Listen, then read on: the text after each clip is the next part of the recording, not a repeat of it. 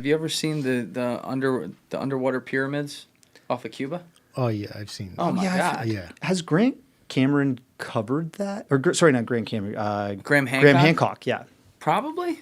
I don't know. I know Mount LaCroix's brought it up a lot in here, and he's not the only one. There's other people who have covered this. Graham probably did. But I don't know if you can pull that up, Alessi. It's the pyramids off the coast of Cuba. But they found, I want to say it was like 2,000 meters down or something, literal pyramids. And, you know, you can start to go far down the rabbit holes with these things. yeah. Totally. Like, okay, Oh why my are there God. fucking pyramids Is that down for there? real? Yes. So this is a reproduced image. If I Okay. remember this correctly, this is not the actual image. This is a reproduced image based on the scanning that they did. But it looks like it's a combination of Egyptian pyramids and Mel Gibson's movie Signs, right? Like, but it's underwater. Yeah. So you think about, and this is right off the coast of Cuba. Yeah. So you think about stuff like this, and you start to wonder, again, you get back to that 95% or whatever it is Yeah. that we haven't even looked at with the oceans and what could be happening. It is believable that there are anomalous things happening. Because by the way, Yeah. if I were running some secret government stuff too, guess where I'm doing it? I'm doing it in some of the anomalous places where, you know, maybe, I don't know, it's deep enough down there, it's a little bit remote. You know, they're not going to take seriously the locals who see it. Mm-hmm. There's certainly some impetus for that, but you know, I'm blown away with some of the alleged sightings that have happened. So maybe actually this would be a good point to get to some of that history. Sure. Because a fascinating part about all UFO lore to me is that obviously there's been aspects of it in our history that have always been around. But the post-World War II ramp up of like people actually, and again, they had more access to report things far and wide because mass media was starting to form in that period. But like of these sightings all over the world, and particularly when you bring in like nuclear bases and things like that. Guys, if you're not following me over on Instagram, my personal page is at Julian D. Dorey, and the podcast page is at Julian Dorey Podcast. Both links are in the description below. I'm trying to build that out. I've never focused on it before, but it's important that obviously I get the fans over there because we announce a lot of things pertaining to the show. So I hope to see you follow me there. Check the links in the descriptions. Correct. In the ocean. Yes. So, and that's right on topic with some of the stuff you got to. Like, it gets interesting. And the one, I mentioned this a little bit earlier, but if you wouldn't mind laying out the whole story, the one that really blew my mind was the 1952 USS Roosevelt. Operation Mainbrace. Yes. Where was this and what happened? So it was in the Arctic area, wasn't it? I can't remember. Alessi, can you bring up Operation Mainbrace UFO? We're getting damn near Antarctica. No. Antarctic's south. Arctic is north. Oh, did I fuck that up? It's all good. God damn it.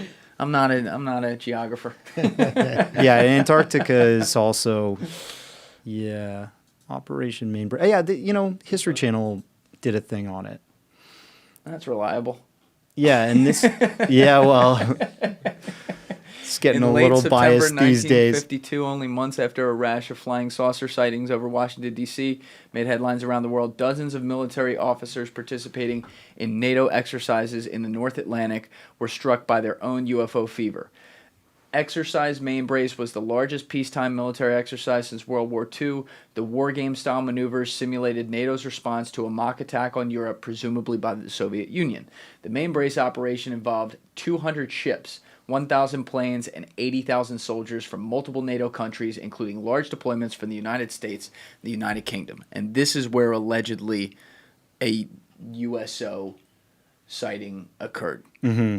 Well, it was more UFOs over the ocean and seen kind of like coming from, it's like, could they have been coming from the ocean? I think that's what I'm kind of posing is like, we used to look at this phenomenon as it must be coming from space, which it could be. But what if it's emanating from our oceans? Kind of like the James Cameron sort of theory, right? It's that they've got a facility where they've got a location that's hard for us to reach without our craft exploding. You know what I mean?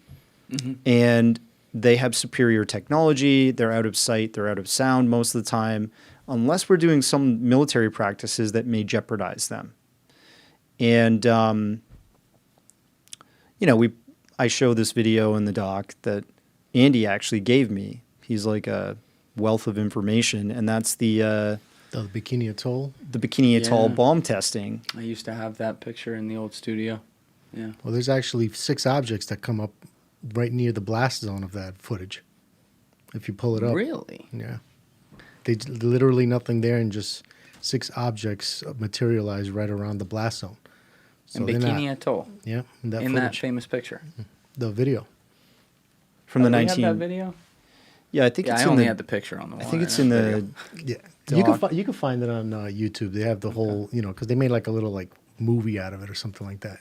Interesting. And right as the blast is occurring and the water's, shooting up into the air, you see 6 objects, white objects, just appear out of nowhere. Okay, let's watch it right here. We got it on the screen.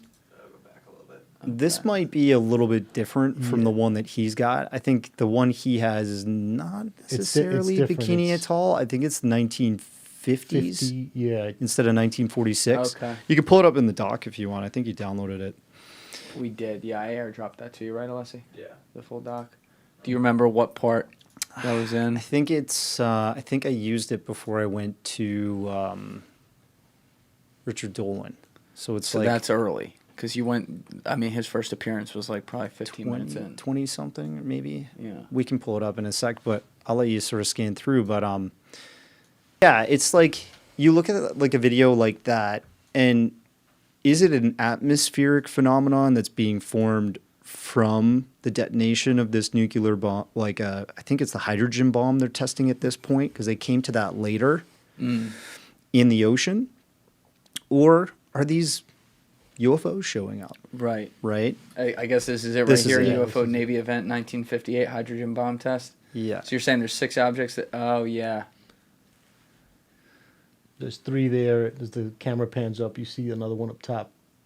Yeah, kind of like lowers The in. original Yeah. footage, you can see it much, much clearer. Okay. But, so Andy and I are talking about it, and we're like, wait a sec. What if we're bombing these ocean areas where...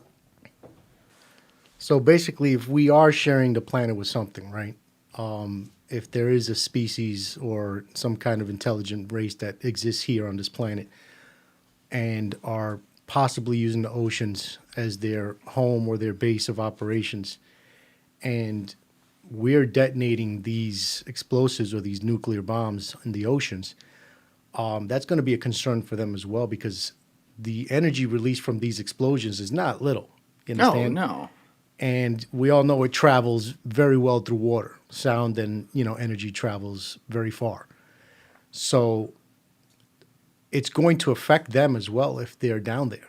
You understand? It may be a danger to them as well. Do you think that at the time of us doing a test like that, we didn't have any intelligence to say they're down there? So that's why, meaning we wouldn't have done it if we knew that, because we would have feared the reverberations of the punishment they may inflict upon us?